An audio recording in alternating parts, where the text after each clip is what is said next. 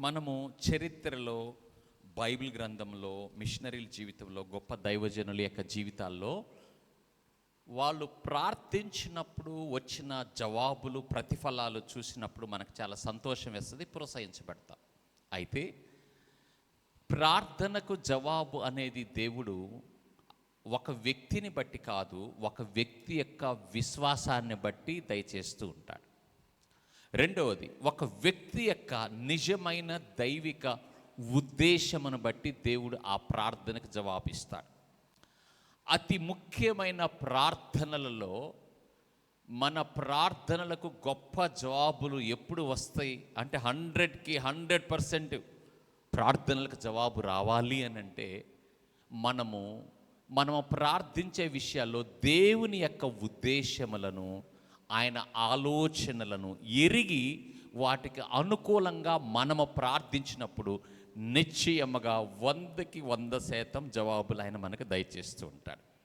కానీ మనము మన యొక్క ప్రయోజనము కొన్ని విషయాల, భౌతికమైన కొన్ని విషయాల కొరకు మన ప్రార్థన మన కొరకు అన్నట్లుగా ఉన్నప్పుడు, లేకపోతే అత్య ఆశల కొరకు మనం ప్రార్థించినప్పుడు అవి మనకు కొన్ని దొరకవని బైబిల్ గ్రంథం సెలవిస్తుంది. సరే, ఈరోజు ప్రధానమైన వాక్యాల్లో ఈ మొదటి శనివారంలో యెషయా గ్రంథము 56వ అధ్యాయము 7వ వచనం చదువుకుందాం. నా ప్రార్థనా మందిరములో వారిని ఆనందింపజేసేదను, నా బలిపీఠము మీద వారర్పించు దహన బలులను నాకు అంగీకారములగును. నా మందిరము సమస్త జనులకు ప్రార్థనా మందిరము అనబడును. దేవునికి మహిమ కలుగును గాక. ప్రార్థనా మందిరం, నా ప్రార్థనా మందిరములో అన్నాడు. చూడండి, దేవుడు ప్రార్థనకి ఎంత ప్రాముఖ్యతనిచ్చాడు. మందిరంకి అక్కడ షిలోహు ప్రార్థనా మందిరం, ఎన్జేఎం ప్రార్థనా మందిరం, బెరాకా ప్రార్థనా మందిరం అని మనము అనేక పేర్లు ఈ రోజుల్లో సంఘాలకు మనం పెట్టుకుంటాం. కానీ ఆయన ఏమన్నారు తెలుసా? నా ప్రార్థనా మందిరంలో వారిని ఆనందింపజేసేదను. చూడండి, మందిరంలో ఎందుకు ఆనందింపజేస్తాడు? ఎందుకు మందిరంలోనే దేవుడు ఇంట్లో మనల్ని ఆనందింపజేయడం చేస్తాడు. కానీ సహజంగా దేవుని సన్నిధిలోకి పాత నిబంధనలో ప్రజలు ప్రవేశించేటప్పుడు వాళ్ళు ఎలా ప్రవేశిస్తారు తెలుసా? వాళ్ళ అపరాధములను బట్టి, పాపములను బట్టి వారు ప్రాయశ్చిత్తార్థ బలిగా వాళ్ళు పశువుల యొక్క, కోడలి యొక్క రక్తమును తీసుకొచ్చి సమాధానార్థ బలిగా వాళ్ళు అర్పించి వాళ్ళు తిరిగి ఎలా వెళ్తారు తెలుసా? విమోచనతో, సమాధానంతో వారు దేవుని సన్నిధి నుంచి తిరిగి విడుదలతో వెళుతుంటారు. దేవునికి మహిమ కలుగును గాక. అయితే మరి నూతన నిబంధనలో దేవుడు యేసుక్రీస్తు ప్రభు ద్వారా మనకు అర్పించినటువంటి తన యొక్క పరిశుద్ధమైన రక్తమును బట్టి, మన పాపములకు క్షమాపణ కలిగించుటను బట్టి, మన దోషముల కొరకు నలగగొట్టబడి, మన కొరకైన ప్రాయచిత్తమును సమస్తమును జరిగించి మనల్ని తండ్రితో సమాధానపరిచి, హల్లెలూయా, దేవుని మందిరంలో మనల్ని ఆయన యొక్క విమోచనను బట్టి ఆనందింపజేసేవాడై ఉన్నాడు. ఈ యొక్క వివేచన, ఈ జ్ఞానము, ఈ ప్రత్యక్షత నీకు కలిగి ఉండాలి. ఏమిటి అంటే, నీవు ఆత్మలో విడుదల పొందిన వ్యక్తిగా ఉన్నావు, నరకము నుండి విడుదల పొందిన వ్యక్తిగా ఉన్నావు, అపవాది యొక్క అధికారము నుంచి విడుదల పొందిన వ్యక్తిగా ఉన్నావు, పాపము నుంచి విడుదల పొందిన వ్యక్తిగా ఉన్నావు, శాపము నుంచి విడుదల పొందిన వ్యక్తిగా నీవు ఉన్నావు. అయితే భౌతికమైన లోకంలో, కొన్ని కుటుంబంలో, మరి శారీరకమైన ఆరోగ్యముల్లో, లేకపోతే బిడ్డల విషయంలో, భవిష్యత్తు విషయంలో మనము కొరతలు కలిగి ఉంటాం. మనుషుల ద్వారా ప్రతికూలతలను ఎదుర్కోవటం ఇవన్నీ సహజమైన విషయాలు. చెప్పండి, ఇవన్నీ సహజమైన విషయాలు. దేవుడు వీటన్నిటిలోంచి మనల్ని ఎలా విడిపిస్తాడు? చాలామంది కొన్ని కార్యములు, కొన్ని క్లిష్టమైన పరిస్థితుల గురించి దేవునికి ప్రార్థించి వారు మౌనంగా వెళ్ళిపోతారండి. కానీ జ్ఞాపకం ఉంచుకోండి, మన ప్రార్థన ఒకవైపే ఉండేది కాదు. దయచేసి మీరు ఇటువైపు చూడండి, దేవుని వాక్యాన్ని వినండి.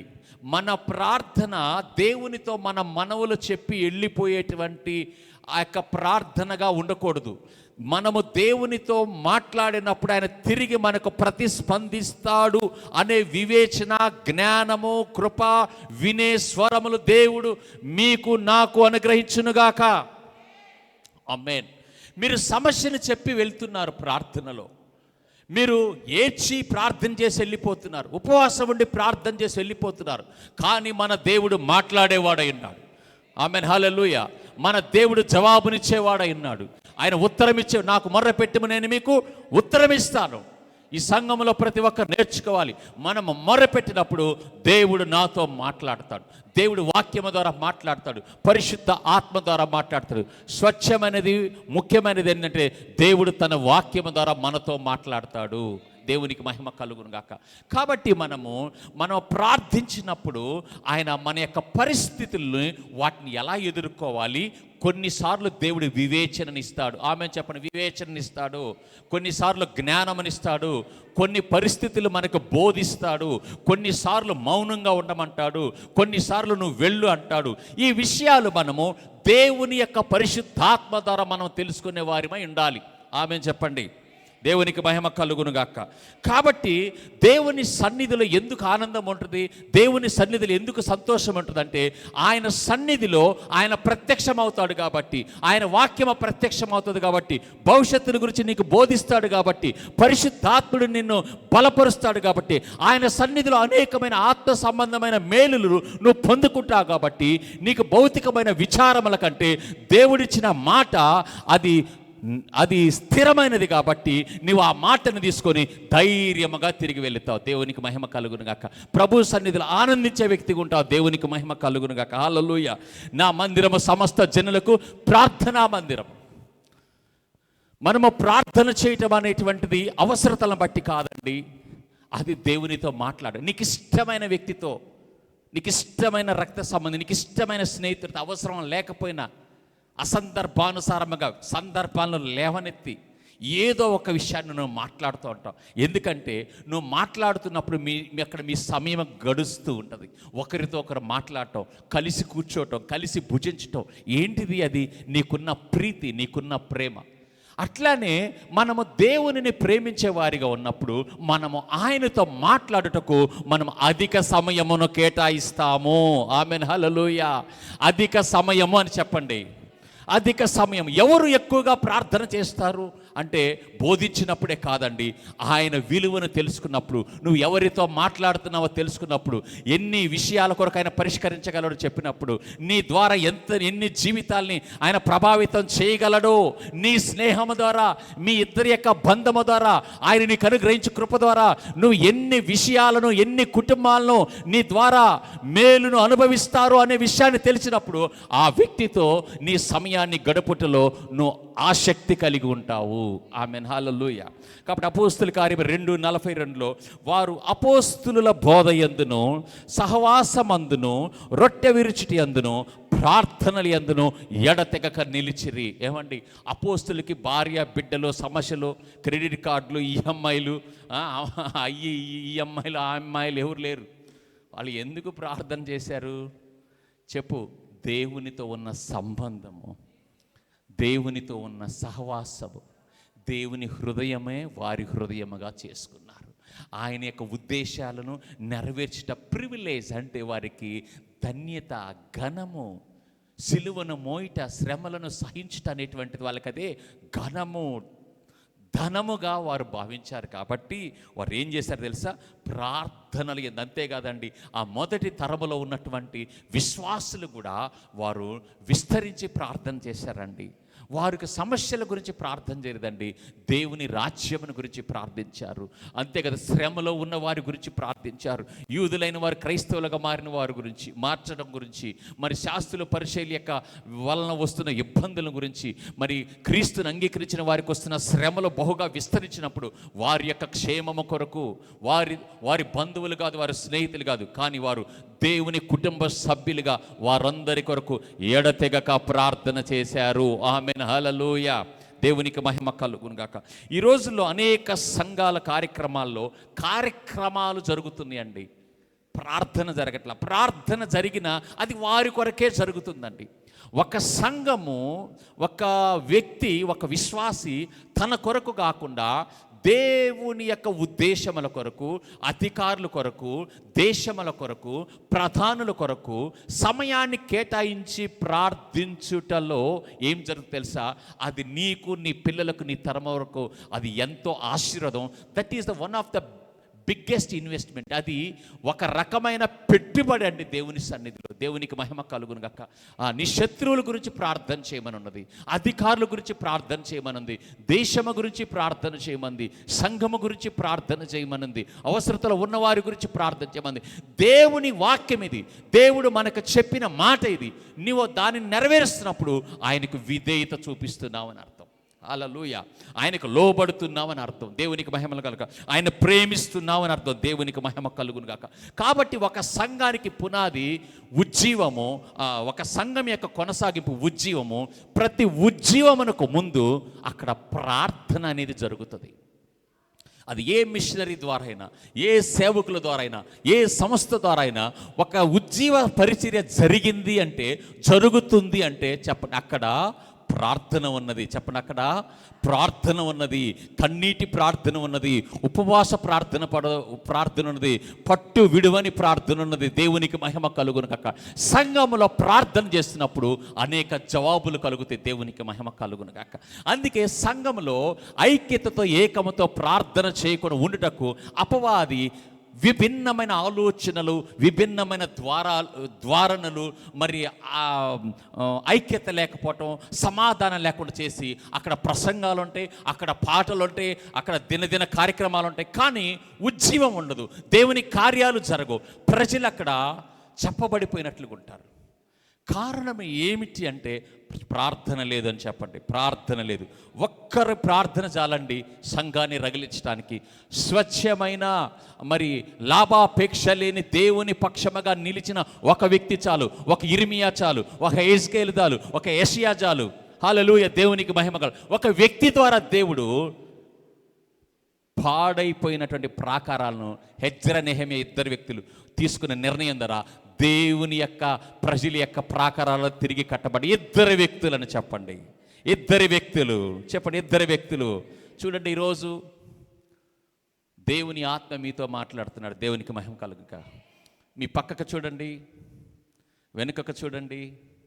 ఈ నెలలో దేవుని యొక్క ఆత్మ ద్వారా చెప్తున్నాను, ఈ నెల ఆగస్ట్ నెలలో నువ్వు ఇంకొక సహోదరితో కలిసి ఈ నెలలో ఎన్నిసార్లు మీకు అవకాశం ఉంటే అన్నిసార్లు మీరు మాట్లాడుకొని ఈ ఆవరణంలోకి వచ్చి, లేదా మీ ఇంట్లో లేదా వారింట్లో కలిసి మీరు ప్రార్థన చేయడానికి నిశ్చయించుకొందురుగాక. ఈ నెలలో నీ ఇంకొక సహోదరిని, అక్క నువ్వు నేను కలిసి ఈ నెలలో వీలైనంత వరకు, మనకు పనులున్నాయి, బారాలున్నాయి, కానీ ఇదిగో మనకు రేపు పని లేదు కదా, వీలైతే రేపు మధ్యాహ్నం 2 గంటల నుంచి 3 గంటలకు కలిసి ప్రార్థన చేద్దాము. మీరొక హెజ్రా, మీరొక నెహెమియా, మీరు పాడైపోయినటువంటి ప్రాకారాలను ఆత్మరేలంలో మీరు కట్టబోతున్నారు. ఇది ప్రవచనం. దేవునికి మహిమ కలుగునుగాక. ఇది దేవుని యొక్క ప్రేరేపణతో కూడిన మాట. దేవునికి మహిమ కలుగునుగాక. హల్లెలూయా. దేవునికి మహిమ. అందుకే మోషే ప్రార్థించినప్పుడు ఇశ్రాయేలీయులు రక్షించబడ్డారు. సమూయేలు ప్రార్థించినప్పుడు జాతి మొత్తం మారిపోయింది. ఏలియా ప్రార్థించినప్పుడు ఆకాశం తెరవబడింది. అపోస్తులు ప్రార్థించినప్పుడు పరిశుద్ధాత్ముడు దిగి వచ్చాడు. చెప్పండి, పరిశుద్ధాత్ముడు దిగి వచ్చాడు. ఏమండి, అపోస్తులు ప్రార్థించినప్పుడు దేవుడే, చెప్పండి, దేవుడే దిగి వచ్చాడు ప్రజల మీదకి. ఈరోజు ఆగస్టు నెల 1వ తారీఖు ఈ సంఘం మీదకి దేవుని ఆత్మ ప్రజలందరి మీదకి బలముగా దిగి వచ్చునుగాక. వారి బలహీనతలో, నిస్సత్తును, ఆ మానసికమైన రుగ్మతలను, ఒత్తిడులను, ఆ యొక్క భయములను, ఆ విచారాలను అదంతా వదిలించుకొని ఈ లోక సంబంధమైనటువంటి విషయాలు, ఏదో ఎక్కడెక్కడ చూసుకునే విషయాలు, వీటిని వదిలేసి దేవుని వాక్యం చెప్తున్నట్లుగా, దేవుని ఆత్మని కొరకు సిద్ధపరిచినట్లుగా, దేవుని యొక్క ఉద్దేశం నీ కొరకు ఉన్నట్లుగా మీరు చూచుటకు దేవుడు మిమ్మల్ని లేవనెత్తునుగాక. మీ స్థాయి ఉన్నతమైన స్థాయిలోనికి దేవుడు తీసుకెళ్ళునుగాక. హల్లెలూయా. కాబట్టి ప్రార్థన అనే పదానికి బైబిల్ అర్థం హీబ్రూలో టెఫిల్లా అంటే దేవునితో సంభాషణ. 2వది హృదయాన్ని కృమ్మరించడం. 3వది మధ్యవర్తిత్వం. 4వది ఆరాధనతో కూడిన వినతే. టెఫిల్లా అనండి. టెఫిల్లా చెప్పండి. టెఫిల్లా. ప్రార్థన చేయండి అని ఉంది కదా. ప్రార్థన అనే మాటకి హీబ్రూ పదము టెఫిల్లా. దీనికి గూఢ అర్థము, ఒరిజినల్ మీనింగ్ ఏంటంటే దేవునితో సంభాషణ. రెండవది హృదయాన్ని కృమ్మరించటం. మూడవది మధ్యవర్తిత్వం. నాలుగవది ఆరాధనతో కూడిన వినతి. హల్లెలూయా. హన్నా చేసిన ప్రార్థన మొదటి సమయంలో ఈ టెఫిల్లానే అక్కడ ఆమె చేసింది. ఈ టెఫిల్లా అర్థం వచ్చే ప్రార్థన చేసింది. ఏం చేసింది? అక్కడ హృదయాన్ని కృమ్మరించింది. అక్కడ కన్నీరు కార్చింది అంటుందమ్మో ఇరిగిపోయింది అట్లా అనుకున్న. హృదయాన్ని కృమ్మరించుట. చెప్పండి, హృదయాన్ని కృమ్మరించుట. హల్లెలూయా. గ్రీక్ పదంలో ప్రొస్కియోకో అంటే దేవునిని సమీపించడం. రెండోది ఆరాధనతో కూడిన ప్రార్థన. మూడవది దేవునితో సన్నిహిత సంబంధం. ఇది ప్రార్థన యొక్క మీనింగ్. దేవునికి మహిమ కలుగునుగాక. హల్లెలూయా. కాబట్టి మనము ఇంకొక పదాన్ని చూస్తే, ఇంకొక ఎంటిక్సెస్ అంటే ఇతరుల కొరకు మధ్యవర్తిత్వపు ప్రార్థన. అంటే నీ కొరకు కాదండి, నశించిపోచున్న వారి కొరకు, ఇతరుల కొరకు, అనారోగ్యంలో ఉన్నవారి కొరకు, ఆపదలో ఉన్నవారి కొరకు నువ్వేం చేస్తున్నావు తెలుసా?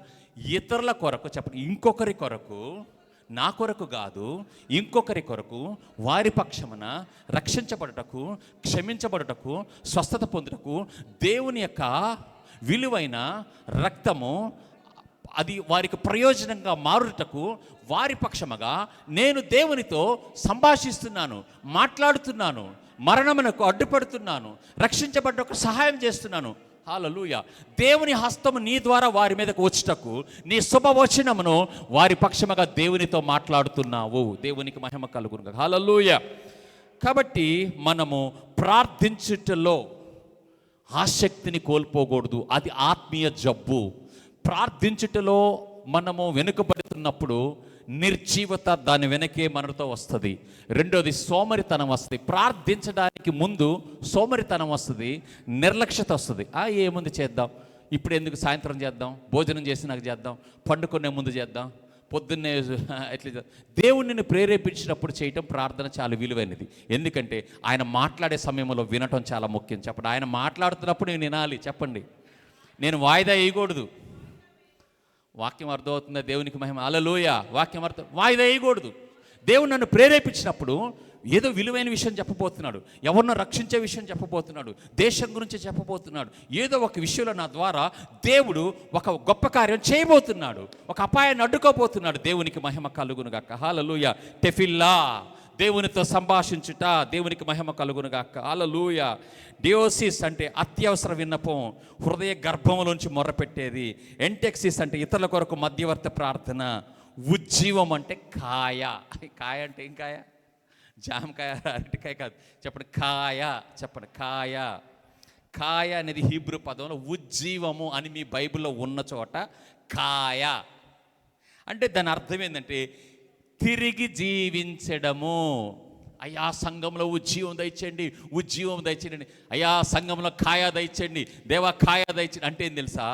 తిరిగి జీవింపచేయండి. ఆమెన్. హల్లెలూయా. అయ్యా ఎవరైతే ఉద్యోగంగా ప్రార్థన చేశారో, కన్నీరు కార్చారో, సేవలో గొప్పగాను, అయ్యా వారు చల్లబడిపోయారు, అయ్యా బలహీనమైపోయారు, అయ్యా వారు కొంచెం అయ్యా ఇదైపోయారు, యేసు నామములో వాళ్ళు కాయలుగా చుదురుగాక. ఎందుకంటే తిరిగి జీవించుదురుగాక, తిరిగి పునరుద్ధరించబడుదురుగాక, మళ్ళీ జీవములోనికి రావటం. 3 అర్థాలు: తిరిగి జీవించటం, పునరుద్ధరించబడటం, మళ్ళీ సజీవం కావడం. చెప్పడం, మళ్ళీ సజీవం కావడం. హల్లెలూయా. దేవునికి మహిమ కలుగునుగాక. కీర్తన గ్రంథం 85:6లో నీ ప్రజలు నిన్ను బట్టి సంతోషించినట్లు మమ్మును మరలా బ్రతికింపవా. అంటే ఎక్కడ బ్రతికించాలి?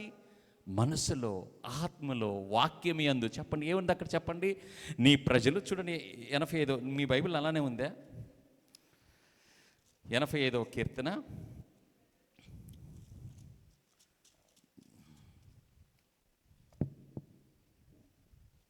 6వ వచనం.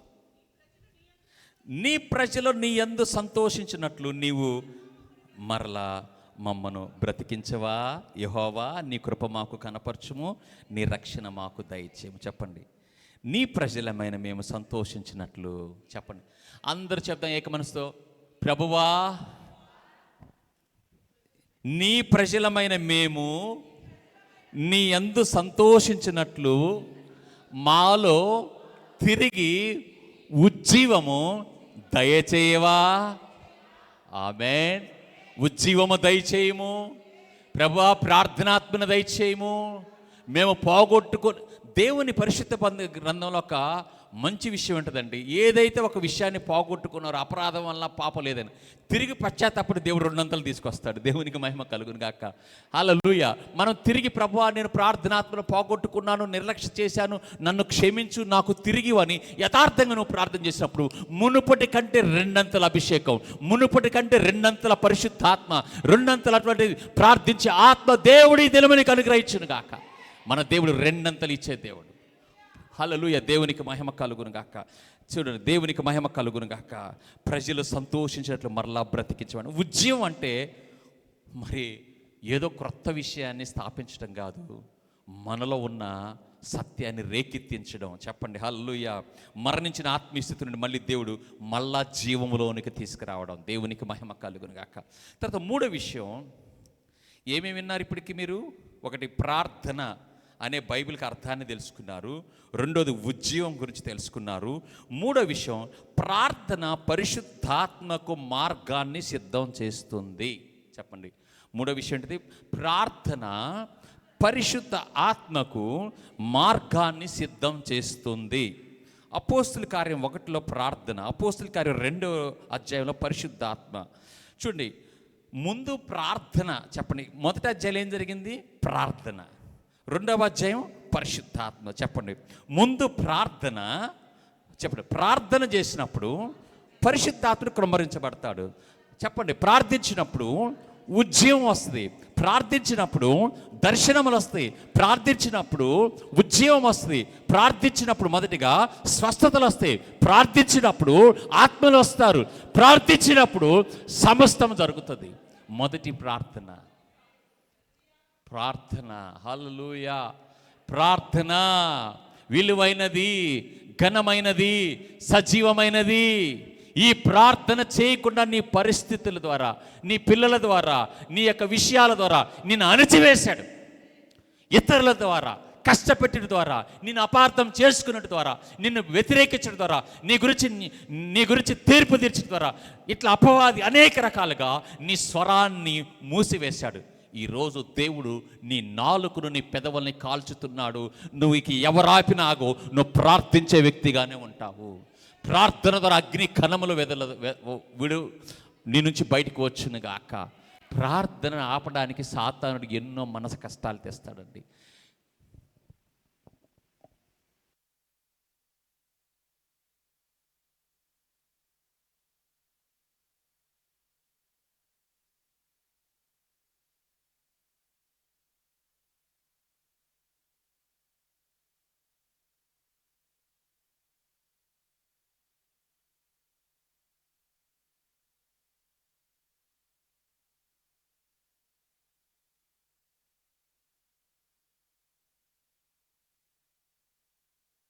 నాకు నిద్రపోతున్నప్పుడు బోధించే కృప నాకు వద్దు, మీరు అభ్యంతరపడి. నాకు నిద్రపోతే వాక్యం రాదు. అది నా విధానం కాదు, అది నా మ్యానుఫ్యాక్చర్ కాదు. దేవుడు ఆ కృప నాకు ఇవ్వడో నాకు తెలుసు. ఎందుకంటే అలక్ష్యం ఉన్న చోట, నిర్లక్ష్యం ఉన్న చోట ఆయన మాట్లాడతాడా? నువ్వు నాతో మాట్లాడుతున్నా అంటున్నాను, నువ్వు మాట్లాడతావా? మర్మాలు మాట్లాడతావా? నిద్ర వస్తున్నట్టుందయ్యా, నువ్వు వెళ్ళు, నేను మళ్ళీ రేపు మాట్లాడు. దేవుడు ఎలా మాట్లాడతాడు?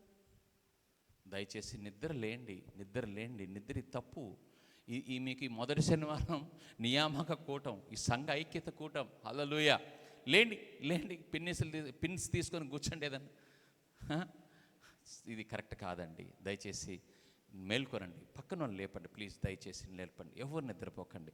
ఇది నాలో ఇవన్నీ నేను ఒక గొప్ప విషయం చెప్పన. చూడండి, దేవుని సన్నిధిలో యథార్థంగా నుంచొని చెప్తున్నా. ఈ విషయము, ఈ వాక్యం నేను షకీన ఆరాధన చేస్తున్నప్పుడు సిద్ధపడ్డాను. 5 నిమిషాల్లో షకీన అంటే నేను సంఘంలోనికి వచ్చిన తర్వాత యాక్చువల్గా నేను ఏమనుకున్నానంటే, నేను గత 2 రోజులుగా ఉపవాసంలో 9 అంశాల గురించి మాట్లాడుతూ వచ్చాను కదా, 5 అంశాలు అయిపోయినాయి. ఇక ఆ 4 అంశాల్లో 2-3 అంశాలతో ఈరోజు కొంచెం కొంచెం 4 కంప్లీట్ చేద్దామని నేను వచ్చాను. నేను మీతో కూడా నేను అలానే చెప్పాను, అవునా కదా, రాత్రి. కానీ ఇక్కడికి వచ్చిన తర్వాత దేవుడు ప్రార్థన ఉజ్జీవం కావాలి అనే దాని మీద నాతో అడుగు పెట్టాను. ఇక్కడికి వచ్చాను. దేవుడు ప్రార్థన ఉద్యమం గురించి మాట్లాడాలని చెప్పాడు. అయ్యో 4 సబ్జెక్టులు మిగిలిపోతున్నాయే, అది చెప్తే నాకు బాగుంటుంది కదా అనుకున్నా. లేదు, నువ్వు మాట్లాడు. దేవుడు మాట్లాడేదండి ఇది. దేవుడు మిమ్మల్ని ఉద్దేశించి, సంఘాన్ని ఉద్దేశించి ప్రేమించి మాట్లాడుతున్నాడు. దయచేసి వేకప్ చేయండి, అందరు లేపండి, లేపండి దయచేసి. ఏసునామలో ఒకళ్ళ నిద్రాత్మ అనే చీకటి కనుకుంటే ఏసునామలో దాన్ని విడిచి పో నాకు జ్ఞాపిస్తున్నాను. దేవునికి నిర్లక్ష్యపాత్ర వెళ్ళిపో ఏసునామములో. హల్లెలూయా. కాబట్టి ప్రార్థన పరిశుద్ధాత్మకు మార్గాన్ని సిద్ధం చేస్తుంది. అపోస్తుల కార్యం 1వ అధ్యాయంలో వారు ప్రార్థించారు. 2వ అధ్యాయంలో పరిశుద్ధాత్మ నింపబడ్డారు. ప్రతి విజయమునకు ముందు ప్రార్థన ఉంటుంది. ప్రతి కార్యానికి ముందు సిద్ధపాటుగా ప్రార్థన ఉంటుంది. దేవునికి మహిమ కలుగునుగాక. 4వ విషయం, అపోస్తుల యొక్క సంఘ రహస్యాన్ని మనం చూసినట్లయితే అపోస్తుల కార్యములు 2వ అధ్యాయము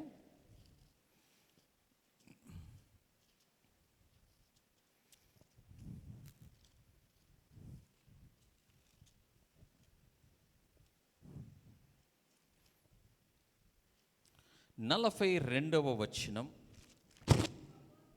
నుండి 47వ వచనం వరకు చదువుకుందాం. వీరు అపోస్తుల బోధయందును సహవాసమందును రొట్టె విరుచుట యందును ప్రార్థన చేటి యందును ఎడతెగక ఉండిరి. ఆమేన్, హల్లెలూయా. అప్పుడు ప్రతి దానికిని భయము కలిగెను, ప్రతివానికిని భయము కలిగెను.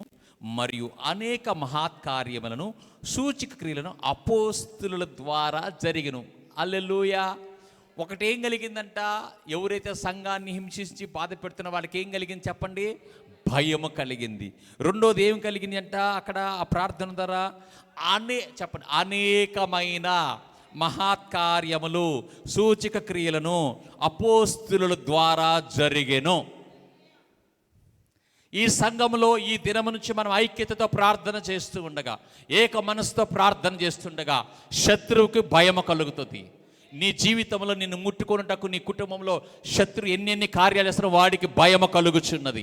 ఎందుకంటే నువ్వు ప్రార్థిస్తున్నావు గనక, నువ్వు దేవునితో సంభాషిస్తున్నావు గనక, నువ్వు దేవునితో ప్రార్థన ద్వారా సంబంధంలో ఉన్నావు గనక శత్రువుకు భయము కలుగుతుంది. రెండవది, సంఘములో స్వస్థత కార్యములు, రక్షణ కార్యములు, చెప్పండి అద్భుత కార్యములు, ఆశ్చర్య కార్యములు ప్రార్థన ద్వారా గొప్పగా జరగబోచున్నవి. దేవునికి మహిమ కలుగునుగాక. హల్లెలూయా, హల్లెలూయా. మరియు అనేక మహత్ సూచక్రియలు అపోస్తులు జరిగిన విశ్వసించిన వారందరూ ఏకముగా కూడి తమకు కలిగినదంతయు సమిష్టిగా ఉంచుకొనిరి. ఇదియుగాక వారు చరస్థిరాస్తులు అమ్మి అందరికీ వారి వారి అక్కర కొలది పంచిపెట్టిరి. మరియు వారు ఏక మనస్కులై, ఇక్కడ సమిష్టిగా ఏకముగా అని ఇక్కడ ఉంటుంది, అవునా? ఇక్కడ ఏకత్వాన్ని సూచిస్తుంది అనేక చోట్ల. వారు ఏక మనస్కులై ప్రతి దినము దేవాలయంలో తప్పక కూడుకొనుచు ఇంటింట రొట్టె విరుచుచు దేవుని స్తుతించుచు ప్రజలందరి వలన దయ పొందిన వారై ఆనందముతోనూ నిష్కపటమైన హృదయముతోనూ ఆహారము పుచ్చుకొనిరి. మరియు ప్రభువు రక్షణ పొందుచున్న వారిని అనుదినము వారిలో చేర్చుచుండెను. ఏమండి, తలపైకెత్తండి. ఇలాంటి ఐక్యత, ఇలాంటి ప్రార్థన, ఇలాంటి ఏక మనస్తత్వము, ఇలాగా దేవునికి ఇచ్చుటలో ఇలా ఇన్ని కార్యములు జరుగుటకు గల ఒక కారణాన్ని ఎవరైనా చెప్తారు ఈ వాక్యం చదివినప్పుడు? చెప్పండి. మొదటిది అధ్యాయంలో ప్రార్థించారు. 2వ అధ్యాయంలో పరిశుద్ధాత్ముడు వారి మీదికి వచ్చి, వారిలోనికి వచ్చి వారందరిలో ఒకే ఆత్మ, ఒకే విధంగా ఆలోచించుట, ఒకే విధంగా ప్రార్థించుట, దేవునికి ఇచ్చుట అనేటువంటిది పరిశుద్ధాత్మ ద్వారా జరిగిన కార్యము. హల్లెలూయా, హల్లెలూయా. పరిశుద్ధాత్ముడు ఏకత్వంలో ఉంచుతాడు, ఏక మనస్సులో ఉంచుతాడు, విభేదములు ఉండవు దేవునికి ఇచ్చే విషయంలో. అందుకే నేను ఎప్పుడు చెప్తాను, సంఘంలో 2014 సంవత్సరము జూన్ 26 తారీఖు నేను నగరికి వెళ్ళా. ఈరోజు ఆగస్టు 1 తారీఖు 2026, సుమారు 13 సంవత్సరాలు. ఒక్కరోజు కూడా నేను దశమ భాగం గురించి చెప్పలేదు. ఒక్కరోజు చెప్పాను. నగరికల్లో 7 సంవత్సరాలు. అదేంటి తెలుసా? దశమ భాగం గురించి రాసి 4 సంవత్సరాలుగా చెప్పేది ఒకసారి. అది కూడా సిగ్గుపడతా ఏదో అనిపించినట్లు. చెప్పకపోవటం అనేది చాలా పెద్ద తప్పు అని చాలామంది సేవకులు చెప్పారు. గత 4 రోజుల క్రితం కూడా నీకు అది ఎట్లా ఉందో తెలియదు, కానీ ఇవ్వటం గురించి చెప్పటము అది నియమము, అది తప్పు, నువ్వు అలా చేయకూడదని నన్ను హెచ్చరించారు. అయినా నాకెందుకో నేను ఏమి చెప్తాను మరంటే, ఒకటి ఏమి నమ్ముతానంటే 2 విషయాలండి. ఒకటి, నువ్వు దేవునిని ప్రేమించే వ్యక్తిగా ఉన్నప్పుడు దేవునికి ఇచ్చుటలో నువ్వు కొనసాగుతూ ఉంటావు. దేవునికి నీకు ఉన్న సంబంధం నీలో అధికమవుతున్నప్పుడు దేవునికి 10వ వంతు కాదు, 20వ వంతు కాదు, నువ్వే ఆ పూచిని తీసుకొని చేసేటువంటి కృప కూడా దేవుడు నీకు ఇస్తాడు. అది నీ యొక్క హృదయం మీద ఆధారపడి ఉంటుంది. దేవునికి మహిమ కలుగునుగాక. నేను ఇంకోటి నమ్ముతా, ఒక సేవకునిగా నా ప్రజలు నన్ను నమ్మినప్పుడు, నన్ను విశ్వసించినప్పుడు, నా సేవకుడు అని వాళ్ళు గౌరవించినప్పుడు వారు నన్ను గౌరవిస్తారు, నన్ను ప్రేమిస్తారు, నా మాటకు విలువిస్తారు. కాబట్టి నేను వారిని ప్రేమించటంలో, వారి కొరకు నిబద్ధతగా ఉండటంలో నేనే జాగ్రత్తగా ఉండాలి అని నేను నేర్చుకున్నాను. దేవునికి మహిమ కలుగునుగాక. అంటే ప్రజలకు నా మీద ప్రేమ అనేటువంటిది ఎలా కలగాలని దేవుడు నాకు నేర్పించాడంటే, ప్రజలతో నీకున్న సంబంధం, నీ ప్రేమ, నీ నిబద్ధత, నీ ప్రార్థన మీద, నువ్వు చెప్పే విషయాల మీద వాళ్ళకి ఏం కలుగుతున్నప్పుడు తెలుసా? నమ్మకత్వం కలుగుతున్నప్పుడే ఏం చేస్తారు చెప్పండి? దేవుని సేవకులను గౌరవిస్తూ ఉంటారు. ఆమేన్, హల్లెలూయా. కాబట్టి విశ్వాసులకు కూడా ఇది వర్తించిద్దండి, సేవకులకే కాదు. విశ్వాసులకు కూడా నీ ప్రేమ, నీ సంబంధము, నీ సహవాసం, నువ్వు చెప్పే మాట వాళ్ళకు ఆశీర్వాదకరంగా ఉంటుందనుకోండి. నువ్వు ఇచ్చే సలహా ఏం చేస్తారు? వాళ్ళు నీతో సమయం గడుపుతారు. ఏం చేస్తారు? వాళ్ళు నిన్ను ప్రేమిస్తారు. నీ ప్రార్థన మీద నువ్వు ఇచ్చే సలహాలు వాళ్ళ జీవితంలో పనిచేస్తున్నాయి అనుకోండి. సేవకులకే కాదండి, మొదటి భాగం నీకు కూడా తీసుకొచ్చి మంచిగా అరిసెల పూరీలు అందినప్పుడు అక్క తిను, చెల్లి తిను, తమ్ముడు తినని తీసుకొచ్చి ఇస్తారండి నీకు. ఎందుకంటే నీ మాటలు వాళ్ళకి క్షేమాన్ని ఇస్తున్నాయి, నీ మాటలు వాళ్ళని ఆదరిస్తున్నాయి. అర్థమవుతుందా? ఇది దేవుని యొక్క ఆత్మ మనలో ఉంటున్నప్పుడు, మనలో నివసిస్తున్నప్పుడు జరిగే కార్యం. దేవునికి మహిమ కలుగునుగాక. అందుకని అపోస్తుల కార్యములు ఇలాగా అపోస్తులు వాడబడడానికి, మరి అంతకుముందు అపోస్తులు వాడబడ్డారా? నో, ఎవరి పనిలో వాళ్ళు పారిపోయారండి. కానీ వాళ్ళు దేవుడు మళ్ళీ వాళ్ళకి యేసయ్య కనిపించి వారిని మీరు ఒక పట్టణంలో వేచి ఉండండి, మీరు ఎదురు చూడండి, వాగ్దానం చెప్పిన ఆత్మ మీద కృమరి. అప్పుడు ఎదురు చూసినప్పుడు దేవుని ఆత్మ చేత చెప్పండి నింపబడినప్పుడు, దేవుని ఆత్మ వారి మీదకి దిగినప్పుడు ఎక్కడెక్కడో ఉన్న వారందరూ ఏకముగా కూడారు, ఏకంగా ప్రార్థిస్తున్నారు, ఒక పాత్రలో అది తింటున్నారు, ఒక పాత్రలో అది తాగుతున్నారు, ఇంటింట రొట్టె విరుస్తున్నారు, దేవుని స్తుతిస్తున్నారు, ప్రజలందరూ దయను పొందారు, అక్కర కొలది పంచిపెట్టారు, తప్పక కూడుకున్నారు, ఇట్లా ఎన్నో విషయాలు జరిగినాయి. ఒకటే కారణం, దేవుని యొక్క ఆత్మ అందరిలో ఒకే ఆత్మగా వారిలో నివసిస్తున్నాడు. ఆమేన్, హల్లెలూయా. సంఘములో ప్రార్థనకి ప్రాముఖ్యత. ప్రార్థన చేసినప్పుడు రిజల్ట్ ఇచ్చేది పరిశుద్ధాత్ముడు.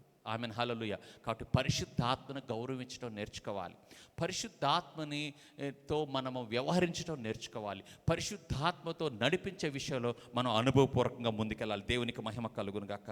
ప్రార్థన ఉజ్జీవానికి శత్రువులు ఎవరు?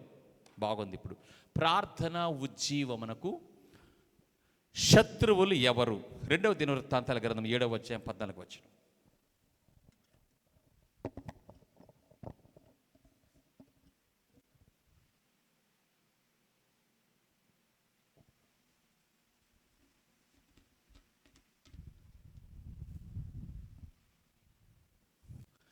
రెండవ దినవృత్తాంతాల గ్రంథము 7వ అధ్యాయము 14వ వచనం చూసుకుందామండి. నా నామమున నా పేరు పెట్టబడిన నా జనులు తమ్మును తాము తగ్గించుకొని ప్రార్థన చేసి నన్ను వెతికి తమ చెడు మార్గములను విడిచిన ఎడల పరమండలమందు ఆకాశమందుండి నేను వారి ప్రార్థన వీరి వారి పాపములు క్షమించి వారి దేశమును స్వస్థపరిచెదను. దేవునికి మహిమ కలుగునుక. ఇక్కడ ఎన్నో విషయాలు రాయబడి ఉన్నాయి. ఇక్కడ చెడు మార్గముల గురించి రాయబడి ఉంది. ఇంకేముంది? చెడు మార్గం. ఈ మన మనసు, విశ్వాసుల మనసు అంటే చెడు మార్గం అంటంతోనే వెనక లైన్లో, ముందు లైన్లో, చర్చి బయట పాపం చేసేవాళ్ళు, వెనకబడిపోయిన వాళ్ళు, సంఘానికి వాళ్ళు గుర్తొస్తారు. దీనిలో అతి ప్రాముఖ్యమైనటువంటి విషయం ఏంటిదంటే తమ్మును తాము తగ్గించుకొని. ఇది దేన్ని సూచిస్తుందంటే గర్వాన్ని సూచిస్తుంది. చెప్పండి, గర్వము. దేవుని నీతి, మనుషుల నీతి రెండు ఎలా ఉంటాయో చాలా మందిలో ఆత్మీయ గర్వం ఉంటుంది. భౌతిక గర్వం, గర్విష్ఠులు వేరు. క్రైస్తవుల్లో, విశ్వాసుల్లో, దేవుని ఎరిగిన ప్రజలకు ఆత్మీయ గర్వం ఉంటుంది. ఇదేం చేస్తుందంటే గర్వము ఉన్న చోట దేవుడు పనిచేయడు. జ్ఞాపకం ఉంచుకోండి. చాలామందికి పాపం ఉన్న చోట దేవుడు ఎలా ఉండడో చెప్పండి. పాపం ఉన్న చోట దేవుడు ఉండడని ఎలా చదువుతామో, ఎలా వింటామో, ఎలా బోధిస్తామో అలానే గర్వము, స్వనీతి, డంబము, అసూయ, మత్సరం ఉన్న చోట కూడా పరిశుద్ధాత్ముడు ఉండడు. పాపము విధానము ఒకటే, ఆజ్ఞ అతిక్రమము, దేవునికి అవిధేయత. విశ్వాసుల్లో ఉన్నటువంటి ఒక గర్వము ఏంటి చెప్పనా? నేను బాగానే ఉన్నాను, నేను పాపం చేయట్లేదు, పలానోళ్ళలాగా తిరగట్లేదు, పలానోళ్ళలాగా చేయట్లేదు, పలానా పిల్లల్లాగా మా పిల్లలు లేరు, పలానా ఆయనలాగా మా ఆయన లేడు. ఇవి భయంకరమైన ఎత్తలేని బండలు, టన్నుల టన్నుల బండల పాపాలు. ఈ పాపంలో ఉన్న వారికి దేవుడు కరుణ చూపించిన సందర్భాలు బైబిల్లో చాలా తక్కువ. జారులకి, చోరులకి, వ్యభిచారులకి కూడా దేవుడు కృప చూపాడు. కానీ ఈ ఉన్న వాళ్ళే చెప్పండి, ఈ ఉన్న వాళ్ళు పరదేశులము ప్రిహిలార్. అప్పుడు ఈ పాటలు ఏవో ఉన్నాయో, అప్పుడు ఏం పాటలు పాడారో తెలియదు, అంతే వెళ్ళిపోయారు. పరిశుద్ధాత్మునికి నువ్వు పరిశుద్ధాత్ముడా అనొచ్చు, నువ్వు భాషలు మాట్లాడవచ్చు, నీకు అనుభవాలు ఉండొచ్చు, నీకు దర్శన వరాలు ఉండొచ్చు, ప్రవచన వరం ఉండొచ్చు. ఈ గర్వము ఉన్న చోట దేవుడు ఉండడు. దేవుడు ఉండకుండా ప్రవచనం ఎలా చెప్తున్నాడయా? ప్రవచించే వరం ఉన్నది, వరాలతో ఉన్నారు వాళ్ళు. ఇది బహు భయంకరమైన వ్యాధి. లూసిఫర్ కూలిపోవడానికి, నెబుకద్నెజరు పాడైపోవడానికి, ఎంతోమంది బైబిల్లో వాళ్ళ యొక్క దేవుడు ఎన్నుకొని అభిషేకించిన రాజులు కూడా పతనమైపోవడానికి ఈ గర్వము. క్రొత్త నిబంధన కాలంలో విశ్వాసులకున్న ఇంకొక జబ్బు స్వనీతి. ఎప్పుడు కూడా మీ నీతిని చెప్పవద్దు. ఈరోజు నువ్వు నీతిని చెప్పుకున్నావు అనుకో, నువ్వు బలహీనమైనప్పుడు ప్రజలు అది కూడా చూస్తారు, నిన్ను పోల్చుతారు. మొన్న ఇలా చెప్పారు కదా, మొన్న ఇలా మాట్లాడారు కదా, మొన్న ఇలా చేశారు కదా అని నువ్వు బలహీనమైనప్పుడు నీ బ్రతుకు కాలం మొత్తం వాటిని పోలుస్తారు. అందుకని చెప్పండి, మనము దేవుని నీతిని కలిగి ఉన్నాం, దేవుని నీతిని బట్టి నడుస్తున్నాం, దేవుని నీతి అందు ఆనందిస్తున్నాం. ఆయన లేకపోతే మనం ఎవరు నీతిమంతులు ఎందుకు జీవిస్తాం? ఆయన నీతిని బట్టి మనం జీవిస్తున్నాం. దేవునికి మహిమ కలుగును గాక. చెప్పండి, తమ్మును తాము తగ్గించుకొని ప్రార్థించినప్పుడు అక్కడ ఉజ్జీవం వస్తుంది. గర్వము, స్వనీతి, డంబము ప్రార్థనకు శత్రువులు, ప్రార్థన ఉజ్జీవానికి శత్రువులు. యెషయా గ్రంథం 59:2 ఏముంటుందంటే పాపము దేవునితో సంబంధాన్ని అడ్డుకుంటుందండి. యెషయా గ్రంథం 59వ అధ్యాయము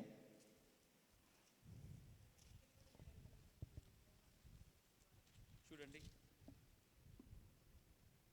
2వ వచనం చూడండి. అక్కడ మీ పాపములు ఆయన ముఖమును మీకు మరుగుపరచును. పాపం, శత్రువులు ప్రార్థనకి. 3వ విషయం, ప్రార్థనలో అలసత్వం అండి. యేసు గెత్సెమనే, అలసత్వం అంటే చేద్దాంలే, చెప్పండి సాయంత్రం చేద్దాం, రేపు చేద్దాం, పొద్దున్నే ప్రార్థన చేసుకోవాలని దేవుడు ప్రేరేపించాడు. ఇవాళ మొదటి శనివారంగా పొయ్యి మాత్రం ఏం చేస్తాం, అక్కడ చేసేది కూడా ప్రార్థనే కదా. చెప్పండి, అందుకే ప్రభు ఇక్కడ గెత్సెమనేలో ఒక్క గడి అయినను మీరు మేల్కొని ప్రార్థించలేరా? చెప్పండి, మెలకు కావాలి నాకు, చెప్పండి చురుకుదనం కావాలి, ప్రార్థించుటలో అలసత్వం చేయను. ఇంట్లో గ్యాస్ వాసన వస్తుంది, పండుకుంటున్నాం, నా చూద్దాంలే, లెగిసిన తర్వాత గ్యాస్ వాసన ఆపి చూద్దాం రెగ్యులేటర్ అని అంటావా? ఏదైనా మాడిపోయిన వాసన వస్తుంది, ఇప్పుడే నిద్ర పట్టింది తర్వాత చూద్దామంటావా? అరే ఇంత ఏదో స్మెల్ వస్తే, కారు వాసన వస్తే, లేకపోతే గ్యాస్ వాసన వస్తే ఎందుకు? నీ ప్రాణానికి చెప్పండి, నా ప్రాణానికి ముప్పు, నా ఇంటికి ముప్పు. అట్లానే అలసత్వం అనేది ఉండకూడదు. దేవుడు మనలో ఉన్న అలసత్వం, నిర్లక్ష్యత దేవుడు ఈ దినము పరిశుద్ధాత్మ తొలగించునుగాక. 4వది క్షమించని హృదయం. మార్కు సువార్త 11:25లో క్షమించని వ్యక్తి ప్రార్థన అడ్డంకి కలిగిస్తాడు. మార్కు సువార్త 11వ అధ్యాయము, మార్కు సువార్త 11వ అధ్యాయము 25వ వచనం. మీకు ఒకని మీద విరోధము ఏమైనాను కలిగి ఉన్న పక్షమందు మీరు నిలబడి ప్రార్థన చేయనప్పుడెల్లా వానిని క్షమించుడి, అప్పుడు పరలోకమందున్న మీ తండ్రి మీ పాపములను క్షమించును. దేవునికి మహిమ కలుగునుగాక. చెప్పండి, ప్రార్థన ఉద్యమం మనకు ఆటంకము, క్షమించలేని స్థితి. దేవునికి మహిమ కలుగునుగాక. నా ప్రియమైన దేవుని బిడ్డలారా, ఈరోజు మొదటి శనివారం, మరి అనేక గ్రామాల నుంచి మనం ఇక్కడ కూడుకున్నాం. నేను వాక్యాన్ని ముగిస్తున్నాను. ఈ వాక్యాన్ని విన్నారు, మీకు అర్థమైందా? దయచేసి మీకు చెప్తున్నాను, మీరు ఇలానే ఉండి ప్రార్థన చేస్తానంటే చేయండి, లేదా 10 మంది గ్రూపుగా నుంచొని మీరు ఈ 7 సంఘముల గురించి, ఈ సంఘములో ఉద్యమముల గురించి, ఈ సంఘములో ఐక్యతను గురించి, పరిశుద్ధాత్మ కార్యాల గురించి, ఇంకా దేవుడి యొక్క ఆత్మ మీరు ప్రేరేపించిన విషయాల గురించి ప్రార్థన చేయడానికి, దేవుడి క్షేమమును బట్టి స్తుతించడానికి సిద్ధంగా ఉన్నారా? రెడీ చెప్పండి, ఆమేన్. సిద్ధంగా ఉన్నారా? సరే, ప్రార్థించడానికి వద్దు, దేవునితో మాట్లాడడానికి సిద్ధంగా ఉన్నారా? దేవుడు మీతో మాట్లాడడానికి రెడీగా ఉన్నాడు, మీరు సిద్ధంగా ఉన్నారా? లేచి నిలబడదామండి, లేచి నిలబడి ప్రార్థన చేద్దాం. దేవుడి మాటలు దీవించును గాక, మీ హృదయంలో స్థిరపరచును గాక. హల్లెలూయా.